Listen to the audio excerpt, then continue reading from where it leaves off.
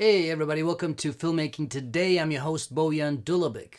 So in this episode we're going to talk about the Surface Pro 4.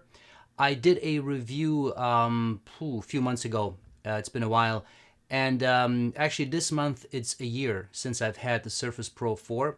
And Microsoft has announced, sort of, but not really. There's rumors, but I think it's pretty clear at this point that the Surface Pro 5 is coming out, I'm guessing early next year. Maybe March-ish, around there.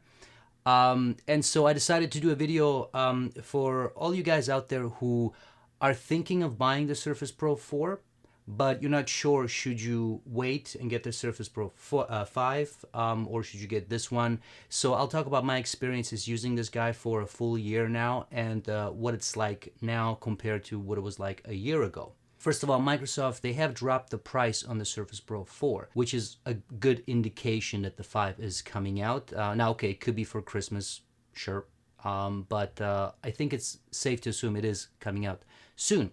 So here's the guy.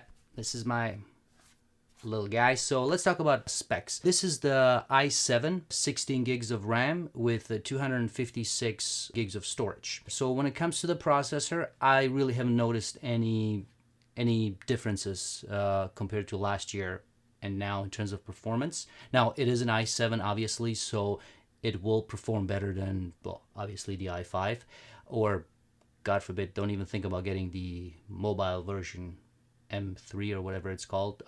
Just pretend it never existed. Just like the Star Wars holiday special, it just doesn't exist.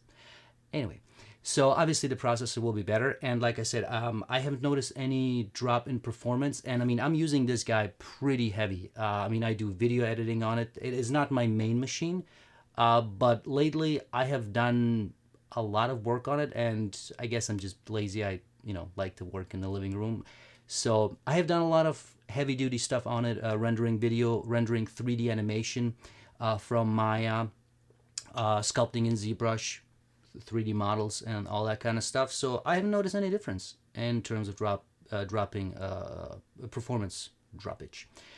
RAM, same thing. Again, it is 16 gigs, so obviously you will have much more freedom than the 8 gig or the 4 gig one. And when it comes to RAM performance, I haven't noticed any difference in terms of apps using more RAM than others.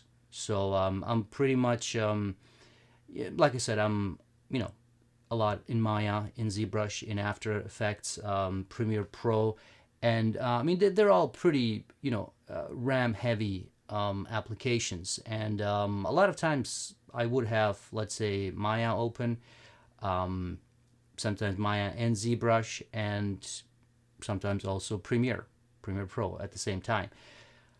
Obviously, at a certain point, this thing will start, screaming at you. But so far, I have not noticed any difference from last year up until now. So that's good. When it comes to the screen, so this has a resolution of 2736 by 1824. So I guess that would be considered 2.5K, somewhere or slightly better, or around there. When it comes to the screen size or the resolution, I love this thing. I mean, I have a cinema display, 24-inch cinema display right here. And, I love that thing. I've had it for years and years. And when I got this guy, man, I got used to this resolution. Because now I'm looking at the same icons on the cinema display and I'm going, yeah, I'm not liking what I'm seeing here.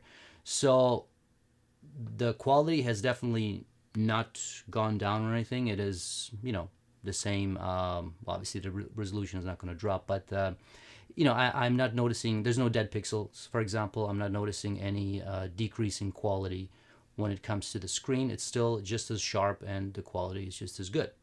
So let's talk about the battery. I talked in my review, I talked about the battery life, how Microsoft said that you can get, 9 hours of battery life, something like that. I said in my original review that that's a pile of BS, and I still stand behind that statement. It is a pile of BS. I usually get, with my heavy-duty usage, 2 to 3 hours, which, again, considering how much I'm pushing this thing, that's kind of to be expected with these types of devices. If you are using it, regular usage, we're talking email browsing, the occasional YouTube video, you should get 4 to 5 hours. And this is all with 50% screen brightness. So that hasn't changed. Again, in this 1 year that I've used it, the battery life has actually not gone down, which is pretty interesting because, especially me being a longtime Mac user, every time when I think of a Microsoft-based, not a Microsoft product, but a Windows-based product, the main difference to me was always, battery life, like, when it comes to laptops. Well, now with this guy, I really haven't noticed any decrease in battery life. Now, that's not going to stay like that. Obviously, battery life decreases over time. So, but it's good to know that in 1 year, nothing has changed. So that's good. That's another plus. When it comes to storage, like I said, I have the 256 gig SSD version, and I got that one because I knew that it has a micro SD card slot, so I could expand my storage, which is very crucial. And this leads me to my my next point, which is whatever the next device will be, the Surface Pro 5, I am really hoping that Microsoft will not get rid of the micro SD card slot. Do not pull an Apple on us where you start getting rid of stuff that we actually use. I use this thing all the time. I use the micro SD card that's inside here. I used to have a 64 gig card. Now I have a 128 gig card. And I use that as my secondary storage. So all my docs, photos, and some other stuff gets stored on it. And, it is not a fast card by any means. I mean, I cheaped out and I got a just a regular card. In terms of speed, I have up to 80 megs for read, which is great. But when it comes to write speeds, you're looking at 15, 1.5. So definitely not a fast card. However, it works fine for your average everyday usage. Like I said, documents, even Photoshop. I have worked in Photoshop. Again, don't go crazy on the layers and the effects and all that stuff, but it works fine. And I wanted to see how far I can push this thing. So I have edited 4K drone footage off of the SD card. Now, again, it was just trimming stuff and, applying some really, really minor effects. And it was slow, but it actually worked. And to test it even further, I have also used a 3D model that I sculpted in ZBrush that was saved on the micro SD card. It was okay. Again, I worked on it. It wasn't a very detailed model, so again, you got to know what you're working with. But if push comes to shove and this is the only storage you got left, it's actually pretty versatile, and you can always get a faster card. I mean, you can get a card that has both read and write speeds of 90 megabits per second, right? So that opens up, a lot more options when it comes to that. So bottom line is, one of the key things to think about if when it comes to the new Surface Pro 5, sorry, in my opinion, is does it have a micro SD card slot? Because knowing Microsoft, just like knowing Apple, that just seems to be the trend. They're all gouging us on storage. I mean, the difference for me to go from the 256 gig SSD to the 512, which would have been the next one, I think the difference was $300.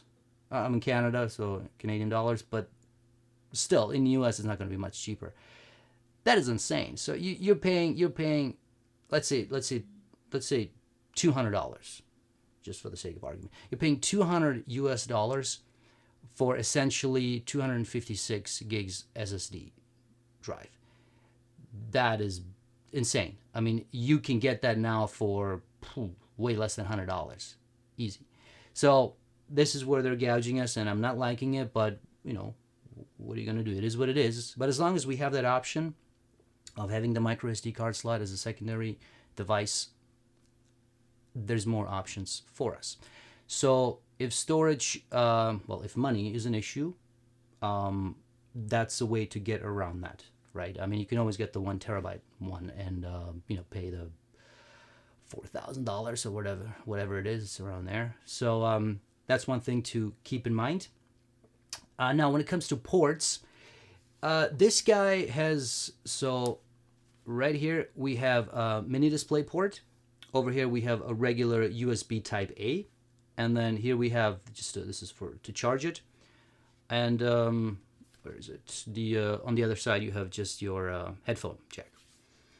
So when it comes to ports, I have said that before. I really wish they had a second USB type A port, and this is obviously 3.0 USB. So my problem is, and I mentioned this in my accessories video, again, link will pop up somewhere up here. You can watch it, or in the notes.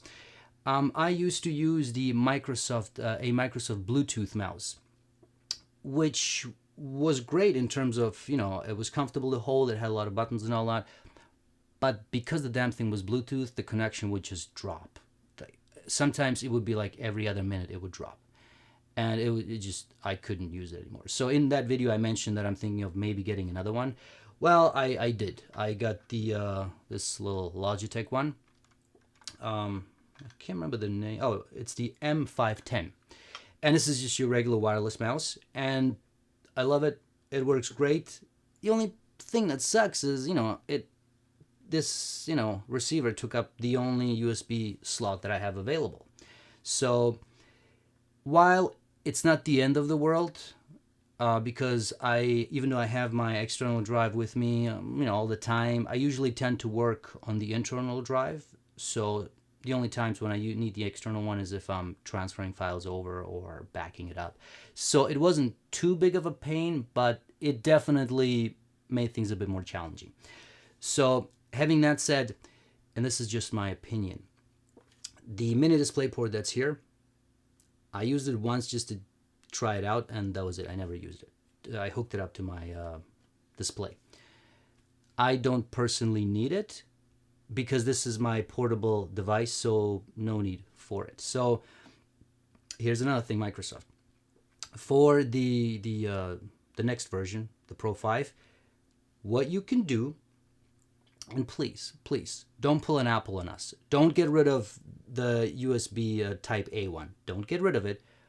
In my opinion, just take the mini display port and convert that to a Type C.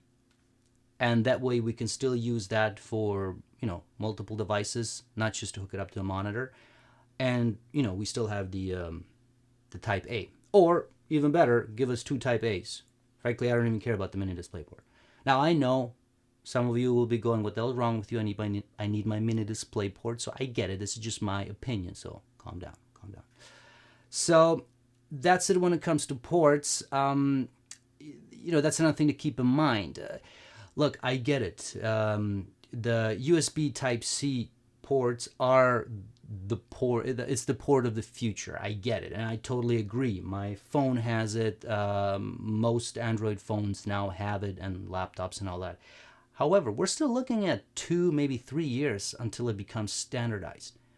Well, we need to use computers now. I need to plug in my thumb drive, my hard drive into this guy right now. So please, do not get rid of the USB Type A port on this guy.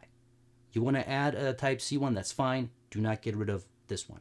So that's another thing to keep in mind when thinking about the next, if you want to purchase this one or the next version. When it comes to the keyboard and the trackpad, they still work fine. The keys are fine. I have not noticed any problems in terms of them being damaged or anything. It is built pretty sturdy, so that's fine. When it comes to the pen, that's another thing that is pretty amazing. I mean, a lot of people initially said that the fact that this guy, has a battery inside, that sucks because any of the Wacom products don't have a pen, and that's much better, blah, blah. And yeah, I get it. I have one right here. This sucker doesn't have a pen. Doesn't have a battery. But here's the thing you got to keep in mind. So like I said, I've had this guy now for a year. And about 5 months after I bought it, I purchased a couple of batteries. Because I knew, okay, it's going to run out of batteries soon, so I need a backup. Here are the batteries, still unopened. I'm still using the original battery that came with it. So battery life is not a concern. And like I said, I use this guy every day.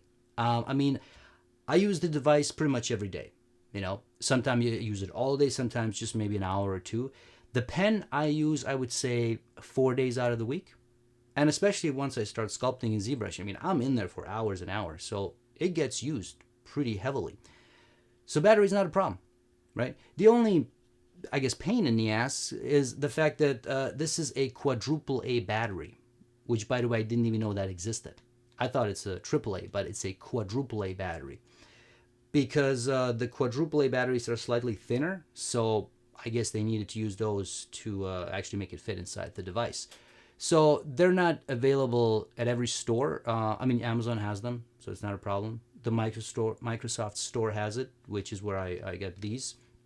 So I mean, you can get them. It's not like they're the holy grail, but they're not as they're not as available as a AAA battery. So that's the only thing to keep in mind. But other than that, it's fine.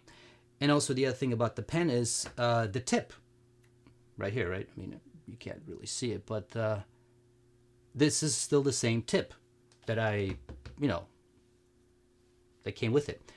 Now I can definitely see if I look closely that it's there's wear and tear. I mean, it needs to be replaced soon, so it will be replaced soon. But again, it lasted me for a year. So all in all, this is an incredible thing, man.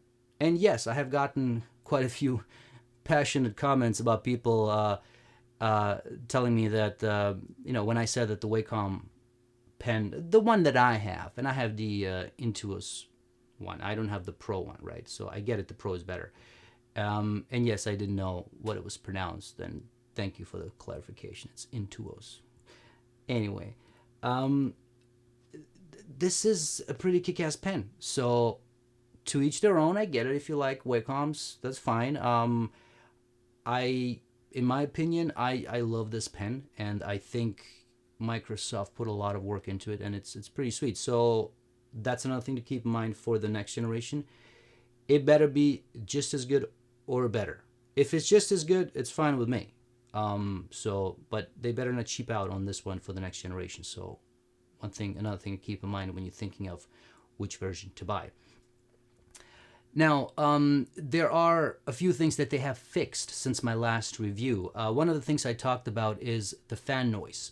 So when I got this thing, it would get pretty loud at times, even at times when I wasn't really doing much. I was just browsing. The fan would just kick in and go a little crazy. That has been fixed with software updates, so I can say that it has been fixed. It still gets pretty loud once I start doing intense things, but that's pretty normal. Another thing that they fixed was the fact that sometimes when the screen is off and you want to turn it on, you push the button, it wouldn't turn on. So sometimes I would have to hit the on button and the minus volume minus button all at the same time, then it would turn on, which was a little concerning at times. That has been fixed. I really haven't had that problem in months, so that's good. Thank you. Another thing that has been fixed, when you leave this thing, let's say it's 100% charged, and you leave it, you leave it disconnected from power overnight, it, when I got it, it would, draw quite a lot of power, right? So that has been fixed. It doesn't do it, you're looking at a couple of percentages or so, a few percentages. It's nothing, no big deal. So again, that has been fixed, and I'm happy about that. So generally speaking, again, there's the occasional hiccup, just like with any device where you go, I don't know what the hell, it just happened. But generally speaking, they have improved this via software updates quite a lot. So, thank you, Microsoft. I really appreciate that. So, yeah, I guess that's it overall. This is my experience, the device now compared to what it was like, last year when I got it. Overall, I really have not noticed any quality decrease. So that's a good thing. And obviously, if you buy one, you'll get a new one. So, you're not going to have any problems when it comes to wear and tear. I would say keep in mind the things that I mentioned, the ports. I think ports to me are really crucial for devices going forward. I'm not a big fan of this trend that, I'm not going to say Apple started it, but it seems that Apple is the one who's definitely leading that. Just getting rid of all ports, going wireless for everything, even though none of it works properly, and then just saying USB Type-C is the solution to everything. Like I said, yes, I believe in it. I believe that going forward, that will be the port to use. But we're not there yet. I have plenty devices that need, a USB connection, USB-A. This guy, I need USB Type-A. Don't make me buy a dongle, for the love of God, man. You know what I mean? So keep all these things in mind. Price is obviously important. Are they going to keep the same price? Obviously, the processor will be better. We know that. I mean, that's just evolution of things. Will there be more RAM? Well, you know what? It will be nice to have a 32 gig version. That'll be nice. But all in all, if the specs that I have here, if they work for you, and like I said, it is this product is cheaper now, and if the next version is not that much better, or when you look at the same price category, if there really isn't that much improvement, yeah, I'd say go get this one. So it all depends, but I hope this sheds some light on the Surface Pro 4. Having it used now for a year, I can definitely say I love it, and I intend on using it for some time. So that's it. Thank you very much, guys. Thank you for watching my videos. Please subscribe to my channel, like it or dislike it, whichever way you go. Comment on whatever you're interested in. If you want to support me, please check out my latest feature film, Project Eugenics. It's a zombie feature that I made for $5,000. You can watch it for free on YouTube. You can buy the special edition that has making of, all kinds of stuff. That's it. Thank you very much, guys. Take care.